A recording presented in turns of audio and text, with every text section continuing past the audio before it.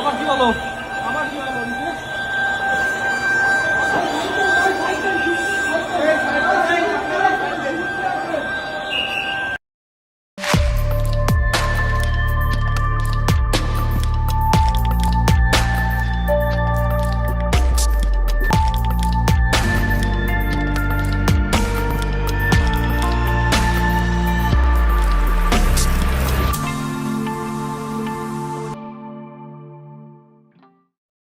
BNP সরকার 8 দিন হাসপাতালের licence বাতিল করেছে, মহা বিশাল হেডমের কাজ করে ফেলিছে। কি অবস্থা দেখিছেন তো? আমাদের সময় দেন, আমরা বাচ্চাগুলো রিকভার করি, তারপর আপনারা ব্যবস্থা নেন। এটা গরিবের হসপিটাল তো, এই জন্য এরা লাইসেন্স বাতিল করা হয়েছে, আর কোনো কিছু না। খামের জন্য এতগুলো বাচ্চা মারা যাইতেছে, ওখানে কোনো তদন্ত নাই। কেন ভ্যাকসিন করার কোনো তদন্ত নাই? তাহলে এখানে এটা দূর করে না করছে, তার জন্য আরো পানিশমেন্ট আছে। একটা হসপিটাল বন্ধ করে দিল, কি আছে না এখানে? এখানে যে সুযোগ সুবিধাগুলো পাচ্ছি অন্য কোথাও পাবো না। আর সবচেয়ে বড় কথা হচ্ছে আমার বাচ্চার যে রোগ, এই রোগের অন্য হসপিটাল আছে, এই রোগ কি সেটাই জানে না। বাচ্চা নিয়ে আমরা বের হয়ে যেতাম, লাইসেন্স বন্ধ হয়ে গেছে, এখন আমরা কোথায় যাবো? আপনারা বলেন। স্বাস্থ্যমন্ত্রীর কাছে আমাদের অনুরোধ, আমরা কোথায় যাবো বাচ্চাগুলো নিয়ে? আমার বাচ্চার রিপোর্ট 2 দিন সময় লাগবে, ব্লাড কালচারের রিপোর্ট আছে, তাই না? এখন আমি এই বাচ্চার এই কালচারের রিপোর্ট যদি না কমে, তার ইনফেকশনের পরিমাণ না কমে, আমি অন্য কোথাও নিয়ে আবার রেফার করলাম, আবার টানহাইসরা। প্রত্যেকটা বাচ্চার ভিতরে একই সমস্যা, কারণ আমরা গার্জিয়ান, আমরা ভিতরে ঢুকতেছি প্রতিনিয়ত, জানতেছি এরকম করা উচিত না। আমার একটা আপাতত কথা এতটুকুর ভিতরে আপনারা স্বাস্থ্য মন্ত্রণালয়ে কথাগুলো পৌঁছান যে এত শর্ট টাইমে এটা সম্ভব না করা। আমার জামাই চটপটি বেছে, আমার মায়ের মনে করেন রক্ত কম, আজকে অপারেশন করার কথা ছিল না, ফিরা সাদা রক্ত কিনলেন না। অপারেশন আমি মনে করেন শনিবার ডেট করছে, 60,000 টাকার মতন আমার গেছে গা। ধরেন শরীরে তুই জাজি রাখতে নাইছি, ওখান যদি আমার যাইতে হয় গা, তাহলে আমি ওই মাইয়ার নিয়ে আর জামাই বেছে চট করি, আমি কই টাকা পাই? টাকা কই পাই? ওই হাসপাতালে তো রোগীরা চিকিৎসা নিতেছিল, মরণাপন্ন রোগীরা ছিল, আইসিইউতে রোগীরা ছিল, পোস্ট অপারেটিভে রোগীরা ছিল, কিছুক্ষণ আগে যাদের সার্জারি হয়েছে, সেই সব রোগীরা কি ভয়াবহ সমস্যায় পড়েছে দেখেন। এই লাইসেন্স বাতিলের নোটিশ কখন দেওয়া হয়েছে জানেন? বৃহস্পতিবার, কার্য দিবসের শেষ সময়, যেন কোনো আইনি ব্যবস্থা না নেওয়া যায়। কেমন জাউরামো দেখেন। জাউরামোর ইচ্ছা না থাকলে তো কেউ বাইসা বাইসা সাপ্তাহিক ছুটির আগের মুহূর্তে এই কাম করে না। তো এই জাউরামো কেন? কারণ সরকার গেছে পাগল হইয়া। এটা কথা মনে করাই দিই, আন্তর্জাতিক অপরাধ ট্রাইব্যুনালের নামে বিচারিক হত্যাকাণ্ড বাস্তবায়নের প্রক্রিয়া যখন আগায় চলতেছিল, তখন আমার দেশ পত্রিকায় প্রকাশিত হয় স্কাইপ ক্যান্ডেল। এটা ছিল বিচারের নামে সেই সময় চলমান নাটক নিয়া নিজামুল হক নাসিম এবং আহমেদ জিয়াউদ্দিনের স্কাইপ কথোপকথন। এই কথোপকথনে উঠে আসছিল জুডিশিয়াল মার্ডারের পরিকল্পনা বাস্তবায়নের পুরো চিত্র। ঠিক একইভাবে এখন বিএনপি সরকার পাগলা হইয়া গেছে। তারা যেভাবেই হোক রাজনৈতিক প্রতিপক্ষকে দৌড়ের উপরে রাখবে বলে পাগলের মতো যা ইচ্ছা তাই করতেছে। ইসলামী ব্যাংক খাইয়া দেওয়ার আওয়ামী তরিকা বিএনপি বাধ্য ছাত্রের মতো ফলো করতেছে। শুধু তাই না, আরো আকবারায় যত ইসলামের নামধাম আছে এরম সব প্রতিষ্ঠানের উপরে খড়গগ্রস্ত হয়েছে। তাদের ধারণা হয়েছে এই প্রতিষ্ঠানগুলো আসলে জামাতের প্রতিষ্ঠান, এগুলোরে সাইজ করলে জামাত সাইজ হয়ে যাবে। আমি যতটুকু জানছি এই সাজেশন বিএনপিকে দিচ্ছে ডিজিএফআই, আর সেই প্রেসক্রিপশনে চলতেছে বিএনপি। ডিজিএফআই এর প্রেসক্রিপশনে কাটারানিতে তো হেলিকপ্টারে পলাইতে হয়েছে, আবার বিএনপি সেই ডিজিএফআই এর প্রেসক্রিপশন ফলো করতেছে। কেন বিএনপি এটা বাধ্য ছাত্রের মতো ফলো করতেছে, এটা একটু বিস্তারিত বুঝতে দেখতে হবে। 8 দিনের প্রসঙ্গে আবার ফিরে আসবো, কারণ পুরা বিষয়টার সাথে একটা গভীর রাজনৈতিক প্রশ্ন যুক্ত আছে। তাই পুরাটা না বুঝলে এই 8 দিনের প্রবলেমটা, চিত্রটা, ইসলামী ব্যাংকের প্রবলেমটা পরিষ্কার হবে না। আসেন সেটা একটু বুঝে দেখি, একটু অন্য দিকে যাইতেছি। বিএনপিরে বোঝানো হয়েছে হাসিনা পতনের পরে বাংলাদেশে ইসলামপন্থার উত্থান হয়েছে, তুমি সামলাইতে পারবা না, তাই আওয়ামী বাম সব মিলা ইসলামপন্থীদের ঠেকাও, সবাই একসাথে নাও। সব গর্ত থেকে বাইরে হয়েছে। আওয়ামী লীগ নানা জায়গায় মিছিল করতেছে, ইন্ডিয়ান হাই কমিশনার বেনাপোল দিয়ে বুক ফুলায় ঢাকায় ঢুকায় কয় আমাদের অভিন্ন স্বপ্ন, আমরা একসাথে চলবো, আমরা একসাথে একটা কত বড় জাতি গোষ্ঠী হইতে পারি। কি কইছে তার মানে হইতেছে আমরা একটা দেশ হইয়া যাই। আমি একটাই কথা বলতে পারি, আমাদের যা পপুলেশন আছে 140 কোটি, আর ওতে আমি 20 কোটি অ্যাড করে দিই, তাহলে 160। আমি যা এখানটা করতে চাই ওইটা 140 নাই, 60 অ্যাডেড, এখান থেকে 20 অ্যাড করে দিচ্ছি, তাহলে যা হবে একসঙ্গে হবে, বুঝেছো? আলাদাভাবে আমি ভাবছি না, আমার মনে ওইটা ঢুকছেই না। দেখুন তো, হেঁটে চলে এলাম, মনে হচ্ছে না যে আমি বাংলাদেশে এসেছি। ওইটা দেখতে হলো, তাকে বললো হ্যাঁ আপনি বাংলাদেশের বর্ডারে, এমনি মনেই হচ্ছে না। সবসময় আমি বলি একই আকাশ, একই বাতাস, একই যন্ত্রণা। তাহলে আমরা মিলে মিশে ভিসার সব বললে আমার সব মাথায় আছে, একটা খালি বলে যায় সবাই খুশি হবে, ওই কাজটা করবো। দেখেছেন? হ্যাঁ, তো মাদারবোর্ড তো স্বপ্ন অখণ্ড ভারত, অভিন্ন স্বপ্ন কেমনে হয় আমাদের, কেমনে ইন্ডিয়া কামব্যাক করেছে দেখেন। আবার এর চারপাশে হাই কমিশনের চারপাশে সেই আওয়ামী লীগ আমলের মতোই লোকজন ঘিরা ধরিছে, দেখেছেন? এটাই হইতেছে কামব্যাক। সেজন্য তো দেখছেন জুলাই যোদ্ধাদের উলঙ্গ কইরা পিটায় নেত্রকোনায়, জুলাই স্তম্ভে আগুন দেয়, মাহাদিরের দৌড়ানি দেয়, আর নটি শাওন উল্লাস করে সেটা দেখা। আবার দেখেন ফুন্দের আলো কি করতেছে, তারাও কামব্যাক করছে, একই সাথে কি টাইটেল করছে দেখেন। ধরেন আওয়ামী লীগের কোনো ফ্যাসিস্ট এমপি মন্ত্রী মারা গেল, প্রথম আলো কি লিখবে? মারা গেলেন অমুক, তার সাথে একটা ভালো বিশেষণ ইউজ করবে, বলবে বর্ষিয়ান রাজনীতিবিদ। দেখেন বাংলাদেশের সবচেয়ে ক্রিমিনাল পলিটিশিয়ান তোফায়েল নিয়ে লিখেছে কি দেশের রাজনীতিতে নাকি স্মরণীয় হয়ে থাকবে, অথচ মাদের ক্ষেত্রে টোনটা দেখেন। পারলে একটা গালিও অ্যাড করে দিত ওই টাইটেলের সাথে, কই তো থানা পুরাই দিছি, হুমকি দেওয়া, সেই বৈষম্য বিরোধী ছাত্র নেতা এখন ধাওয়া খায় থানায় এসে লুকাইছে, এভাবে লিখতো পারলে। তো ধাওয়া দিছে কে? সে কেন থানায় আশ্রয় নিচ্ছে? তার মানে পরিস্থিতি এমন পর্যায়ে গেছে যে তার উপরে যে একটা অ্যাটাক হয়েছে, থানায় আশ্রয় নিতে বাধ্য হয়েছে, তো এটা তো থানায় আশ্রয় নিতে বাধ্য, তাকে তো ধাওয়া হয়েছে, তো ক্রাইম। এই ক্রাইমকে ফোকাসে রাখা হয় নাই। যদি ক্রাইমকে ফোকাসে না রাখবে তাহলে সংবাদপত্রে কাজ কি? থানা পুরাই দিছি বলে মায়েদের সেই বক্তব্য তো তখনই সেটেল হয়ে গেছে। এখন ওইটাকে একটা ব্যাক স্টোরি হিসেবে না মাদের উপর হামলার চেষ্টাকে জাস্টিফাই করা হইতেছে। এটাই ফুন্দের আলো, এটাই দিল্লি স্টার, ভিকটিমকে মক করতেছে। এটা কোন ধরনের সাংবাদিকতার জাউরার জাউরা ভাই? এই আবার একটা জাউরা সিল মেরে দেন ফন্দের আলোরে আর মতিউর রহমানকে। এটা তো আসলে লীগের অ্যাক্টিভিজম। লীগ যা বলতো তাই প্রথম আলো বলে, লীগের যা কিছু রাগ ক্ষোভ প্রথম আলো সেগুলো সবগুলো পোষে। আওয়ামী লীগ মাঠে নামতেছে, ইন্ডিয়া কামব্যাক করতেছে, ফুন্দের আলোর আওয়াজ বাড়তেছে, সব এক সুতায় বাধা।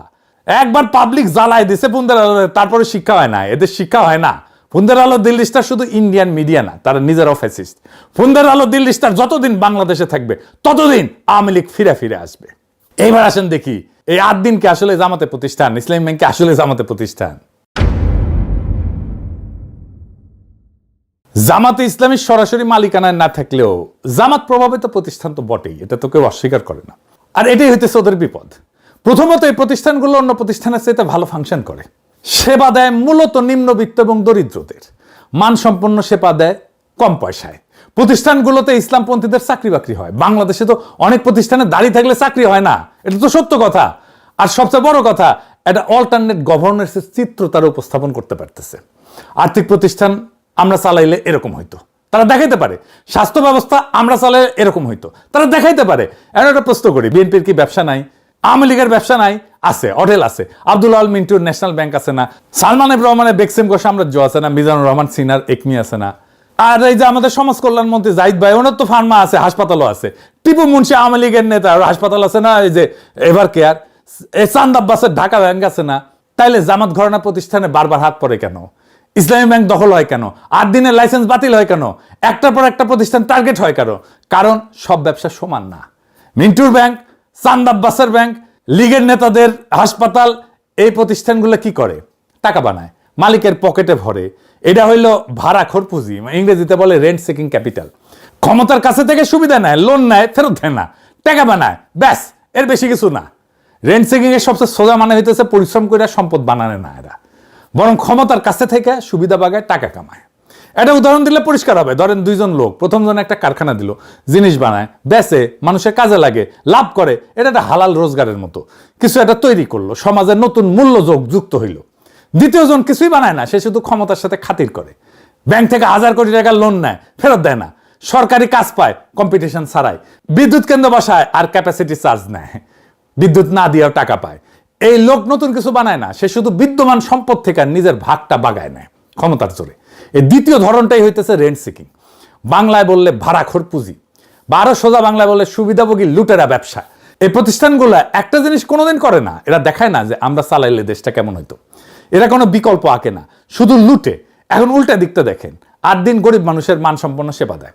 ইসলামী ব্যাংক নিম্নবিত্তের কাছে পৌঁছায়। এই প্রতিষ্ঠানগুলোতে দাড়িওয়ালা লোকের চাকরি হয়, যেটা বাংলাদেশের অনেক জায়গায় হয় না। দাড়ি দেখলে দরজা বন্ধ, আর এরা ভালো ফাংশন করে, এটা অনেকে মানে। এই দুইটার মধ্যে আকাশ পাতাল ফারাক, আর এই ফারাকটাই হইল আসল গল্প। কি গল্প? জামাত ঘরানা প্রতিষ্ঠান যখন গরিবের ভালো সেবা দেয়, ভালো চলে, তখন সেটার নিছক ব্যবসা থাকে না, সেটা একটা প্রস্তাব হয়ে দাঁড়ায়। প্রস্তাবটা কি? আর্থিক প্রতিষ্ঠান আমরা চালাইলে এমন হইতো, স্বাস্থ্য ব্যবস্থা আমরা চালাইলে এমন হইতো, সরকার আমরা চালাইলে এমন হইতো। বুঝতে পারতেছেন? এটা একটা বিকল্প শাসনের ছবি দেয়। ক্ষমতায় যাওয়ার আগেই প্রমাণ হাতে নিয়ে দাঁড়ায় আছে, দেখো আমরা পারি। আর এটাই শাসকের জন্য সবচেয়ে বড় বিপদ। কারণ একজন শাসকের সবচেয়ে গভীর দাবিটা কি? আমি ছাড়া কেউ এই দেশটা চালাইতে পারবে না, বিকল্প নাই, তাই না? সবসময় হাসিনাও তাই, তারেক রহমানও তাই। এই প্রতিষ্ঠানগুলো ঠিক এই দাবিটার গায়ে হাত দেয়, জলজ্যান্ত প্রমাণ হয় বলে। বিকল্প আছে, লুটেরা ব্যাংক সহ্য করা যায়, কিন্তু একটা কাজ করা বিকল্প সহ্য করা যায় না। ইটালিয়া চিন্তক আন্তোনিও গ্রামসি একটা কথা বলছিলেন, রাষ্ট্র মানে খালি সরকার, পুলিশ, আদালত না। রাষ্ট্র মানে এইগুলোর সাথে আরেকটা জিনিস, সিভিল সোসাইটি, স্কুল, হাসপাতাল, ব্যাংক, সংগঠন, মসজিদ, মাদ্রাসা। ক্ষমতার টিকা থাকে এই প্রতিষ্ঠানগুলোর মধ্যে দিয়ে, মানুষের সম্মতি তৈরি করে এরা। গ্রামসি বলতেন, যদি কেউ ক্ষমতাকে চ্যালেঞ্জ করতে চায়, তাইলে তাকে একটা সিভিল প্রতিষ্ঠানগুলোর ভিতরে একটা পাল্টা শক্তি বানাইতে হবে। উনি নাম দিছিলেন কাউন্টার হেজিমনি, পাল্টা আধিপত্য। জামাত ঘরানা প্রতিষ্ঠানগুলো এইটা করতেছে, জানায় অথবা অজানায়, জেনে করুক আর না জেনে করুক। এরা একটা পাল্টা সিভিল সোসাইটি বানাইছে, রাষ্ট্রের অনুমতি ছাড়াই। এরা নিজের বৈধতা উৎপাদন করে, নিজের জনভিত্তি বানায়। এখন বুঝেন, শাসকের কাছে টিপু মুন্সির এভার কেয়ার কেন কোনো হুমকি না? সামিটের বিদ্যুৎ কেন্দ্র কেন কোনো হুমকি না? কেন সামিট টাকা পায়? আদানির বিদ্যুৎ কেন্দ্র কেন কোনো হুমকি না? সালমান রহমানের বেক্সিমকো কেন কোনো হুমকি না? ওইটা পাল্টা আধিপত্য বানায় না, কিন্তু 8 দিন ইসলামী ব্যাংক এরা বানায়। এরা এই কারণেই টার্গেট, কারণ এই প্রতিষ্ঠানগুলো একটা কাজ করে, ক্ষমতায় যাওয়ার আগেই দেখায় দেয় ক্ষমতায় গেলে কি করবে। এইটারে বলা যায় একটা পূর্বাভাস, ভবিষ্যতের একটা ছোট্ট নমুনা, আজকে হাতে নাতে দেখানো। রাষ্ট্রের ভেতরেই যেন একটা ছোট বিকল্প রাষ্ট্রের বীজ। শাসক এইটাকে দেখে অস্তিত্বের প্রতি হুমকি হিসাবে, কারণ এটা সব কথা না, এটা প্রমাণ। প্রমাণের বিরুদ্ধে তর্ক তো চলে না। তাহলে তারা এগুলো ভাঙবে কিভাবে? শাসক যদি এই প্রতিষ্ঠানগুলো আদর্শ দিয়ে হারাইতে না পারে, কারণ সেবা ভালো, মানুষ পছন্দ করে, তাইলে হারাবে কিভাবে? আইন দিয়া, প্রশাসন দিয়া, লাইসেন্স বাতিল করিয়া, বোর্ড দখল করিয়া, অনিয়ম পাওয়া গেছে বলে তদন্ত বসাও, বাংলাদেশ ব্যাংক দিয়ে বোর্ড ভেঙে দাও, স্বাস্থ্য অধিদপ্তরকে দিয়ে লাইসেন্স বাতিল করো। কিন্তু আসল লক্ষ্য কি? প্রতিষ্ঠান না, আসল লক্ষ্য প্রতিষ্ঠানটা যে বিকল্প শাসনের ছবি আঁকতেছিল, সেই ছবিটা মুছে দেওয়া। আসল কাজ ওই দেখায় দেওয়ার ক্ষমতাটা নিভায় দেওয়া, যাতে কেউ আর কোনোদিন বলতে না পারে ওদের হাতে দিলে তো ভালো হইতো, ভালো চলতো, দেশটা ভালো চলতো। এইটারে দুনিয়ায় বলে লফেয়ার, ওয়ারফেয়ারের মতো। আইনকে অস্ত্র বানানো, সরাসরি নিষিদ্ধ করে না, গুলি করে না, বৈধতার মুখোশ পরে আইন প্রশাসন দিয়া প্রতিপক্ষকে নিঃশেষ করে দেয়। রাশিয়ার পুতিন এই যে খোদেরকোভস্কির তেল কোম্পানি কর মামলায় ফেলায় দেউলিয়া করে দিছিল, নাই করে দিছে। তুরস্কের দোকানও গুলেন ঘরানার ব্যাংক, হাসপাতাল, স্কুল হাজারে হাজারে বাজেয়াপ্ত করছে। ইন্ডিয়াতে অ্যামনেস্টির অ্যাকাউন্ট জব্দ করিয়া তারাই দিচ্ছে অ্যামনেস্টি ইন্টারন্যাশনালকে। একই খেলা। আর বাংলাদেশেও সে একই খেলা চলতেছে। জামাত ঘরানা প্রতিষ্ঠানের বিপদটা তাদের টাকায় না, বিপদটা তাদের বৈধতায়। এরা রাষ্ট্রের পাশে দাঁড়ায় একটা পাল্টা শাসনের জলজ্যান্ত প্রমাণ দেখায়। আর ঠিক এই কারণে এদের ভাঙা হয়। ভাঙা হয় বাজারে না, ভাঙা হয় আইন আর প্রশাসনের অস্ত্রে। লীগের লুটেরা ব্যাংক টিকা থাকে, কারণ ওইটা কোনো বিকল্পের ছবি দেয় না। আর 8 দিন ইসলামী ব্যাংক এরা ছবি দেয়, আর যে ছবি দেয় সেই ছবিটাই মুছতে হয়। এটা মাথায় রাখলে, আর এটা প্রত্যেকটা লাইসেন্স বাতিল, প্রত্যেকটা বোর্ড দখল, ব্যাংক দখল, এটার মানে বুঝতে পারবেন। প্রশ্নটা এটা না যে অনিয়ম হয়েছে কিনা, প্রশ্নটা সবসময় এইটাই যে প্রতিষ্ঠানকে একটা বিকল্পের স্বপ্ন দেখায় কিনা। দেখাইলে শেষ।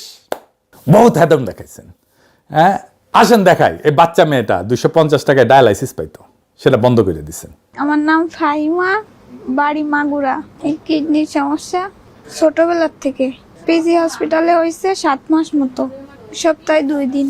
না, এখানে কোনো সমস্যা নেই। এটা আমাদের পেশেন্ট, এর নাম ফাহিমা, এর বাসা মাগুরা, এর বয়স 14 বছর। আমাদের এখানে গত বছর 2025 সালের 14ই আগস্ট থেকে আমাদের এখানে ডায়ালাইসিস পাচ্ছে। রেগুলার ডায়ালাইসিসে আসে সপ্তাহে 2 দিন। এই পেশেন্ট আমাদের এখানে, আমাদের দরিদ্র একটা ফান্ড আছে 250 টাকা, সেই 250 টাকায় ডায়ালাইসিস পাচ্ছে। দেখেছেন, বহুত হ্যাডম আপনাদের। এরকম 15,000 ডায়ালাইসিস রোগী চিকিৎসা পাইতেছিল এই 8 দিনে। আসিলেন হ্যাডমালা। বাংলাদেশের সবচেয়ে এফিশিয়েন্ট অ্যাম্বুলেন্স সেবা বন্ধ করে দিচ্ছেন। দেখেন 80 টাকার ভিতরে, ঢাকার ভিতরে। আমার আর আগেও একটা বেবি এখানে হয়েছে, আমি এখানে ভালো সেবা পাচ্ছি। এবং এখন আমারও ভেবে হওয়ার জন্য নিয়ে আসছে। শুরুর দিকে এই সেবা ছিল একদম ফ্রি। জ্বালানি তেলের দাম বাড়ায় তা হয় 150 টাকা। এখন ঢাকার ভেতরে মাত্র 380 টাকায় মিলছে দ্রুততম মানবিক সেবা। দেখেছেন আপনাদের প্রচুর অ্যাডম। ঢাকা শহরের দরিদ্র আর নিম্নবিত্তের মানসম্পন্ন হাসপাতাল বন্ধ করে দিয়েছেন। দেখেন কি বলে ওরা। আগামীতে আমি কোথায় যাব? আমার তো এত টাকা নাই ভাই, আমার প্রতিদিন লক্ষ লক্ষ টাকা ইনকাম নাই, আমি কোটিপতির সন্তান না, আমি কোথায় যাব আমার বাচ্চাকে নিয়ে সেটা বলেন। ওই বাচ্চা যদি মারা যায় সরকার কি দেবে? কি দেবে ওই বাচ্চার বাবা মাকে? আইসিইউ এনআইসিইউ তে একদিন দুই দিনের বাচ্চাও ভর্তি আছে, হঠাৎ করে যে লাইসেন্স বাতিল করে দিল, এই বাচ্চাগুলো এই পেশেন্টগুলো নিয়ে যাবে কোথায়? তিনবার দিলে ঢাকা শহরের মধ্যবিত্ত লোকেরা, রিকশা চালকরা কোথায় যাবে? ঢাকা মেডিকেলে প্রতিদিন রুগী মরে কটাই চলে। দেখেছেন আরেকটা দেখেন কি বলে। অনেক ডাক্তার আছে ওরা পকেটে টাকা দিয়ে পর্যন্ত চিকিৎসা করে। আমার বাচ্চারা কবির স্যার ওনার পকেটে টাকা দিয়ে চিকিৎসা করতেছে। আমি ড্রাইভার বহন করতে পারতেছি না স্যার, নিজে টাকা দিয়ে আমার বাচ্চা বলে যাচ্ছে শহরে কোথায় যাব? দেখেছেন? হ্যাঁ আপনারা জিতছেন, এখন আপনারা জিতছেন, যান আপনারা ফার্স্ট হয়েছেন। বহুত হ্যাডম আপনাদের। ক্ষমতায় থাকলে নিজেদেরকে অনেক হ্যাডোমালাই মনে হয়। হাসিনাও মনে করতো, সোহরাওয়ার্দীর বডিগার্ড নিজেও মনে করতো এই হাসপাতাল অন্যায়ভাবে বন্ধ করাটা বিএনপির অন্ধকার ইতিহাসের সাথে যুক্ত হয়ে থাকবে। এই কাম কইরা কত মজলুমের অভিশাপ বদদোয়া কামাইছেন তার ইয়ত্তা নাই। হ্যাডমের হিসাব বাদ দেন, শুধু একটা মুখ মনে রাখেন, ওই বাচ্চা মেয়েটার মুখ। তাই 2 বার যার শরীরের রক্ত মেশিনে শোধন হইতো 250 টাকায় মাত্র। আজকে যার সামনে শুধুই অন্ধকার, তার মা কাকে বলবে যে আমার মেয়েটারে বাঁচান? কোন অফিসের দরজায় গিয়ে বলবে? পোস্ট অপারেটিভ ওয়ার্ডে যে রোগীটা সবে অপারেশনের পর চোখ খুলছিল, তার এখন কোথায় নেওয়া হবে? আইসিইউ যে মানুষটা একটা শ্বাসের জন্য লড়তেছিল, তারপরে সেই শ্বাসটার দাম কে দেবে? এরা কেউ জামাত করে না, এরা কেউ বিএনপিও করে না, এরা শুধু গরিব। এদের একমাত্র অপরাধ এরা গরিব হইয়া বাঁচতে চাইছিল। আর আপনারা বৃহস্পতিবার বিকালে ছুটির ঘন্টা বাজার আগেই একটা কাগজে সই কইরা তাদের সেই বাঁচার অধিকারটা কাইরা নিলেন। আপনারা ভাবতেছেন প্রতিষ্ঠান বন্ধ করছেন, জামাত সাইজ করছেন, বিকল্পের ছবি মুছছেন। না, আপনারা একটা মেশিন বন্ধ করেন নাই, আপনারা একটা মানুষের নিঃশ্বাস বন্ধ করছেন, আপনারা একটা ভবনে তালা দেন নাই, আপনারা হাজারটা পরিবারের শেষ ভরসার দরজায় তালা দিয়ে দিয়েছেন। ইতিহাস সব মনে রাখে। হাসিনা ভুলে গেছিল যে রক্তের হিসাব একদিন দিতে হয়। আপনারা ভুলে যেতেছেন, কিন্তু যেই মা আজকের রাতে তার সন্তানের জন্য কাঁদতেছে, যে রোগী আজকের রাতে বিনা চিকিৎসায় ছটফট করতেছে, তাদের চোখের পানি আসমানে গিয়া পৌঁছাইবে। আর মজলুমের সেই চোখের পানির সামনে দুনিয়ার কোনো হ্যাডম, দুনিয়ার কোনো ক্ষমতা, কোনো ডিজিএফ এর প্রেসক্রিপশন টিকে না। আপনারা ভাবছেন আপনারা জিতছেন, আসলে আপনারা শুধু একটা জিনিস কামাইছেন, অভিশাপ, মানুষের অভিশাপ, মজলুমের অভিশাপ। মজলুমের অভিশাপ কামানো মানুষ কোনোদিন জিতে না। আপনারা একটা দুর্বল সরকার, দুর্বল সরকার ছায়া দেখে ভয় পান। সরকারকে বাঁচায় মানুষের ভালোবাসা, মানুষের সমর্থন, সেটাও হারাইতেছেন। নিজে চেষ্টা করে হারাইতেছেন, নিজের হাতে হারাইতেছেন। আপনাদের পতন যে কি ভয়ঙ্কর হবে আপনারা কল্পনাও করতে পারতেছেন না। সেই দিন আপনারা বুঝবেন আপনারা কি জেতা জিতছিলেন। আজকে ইনকিলাব জিন্দাবাদ।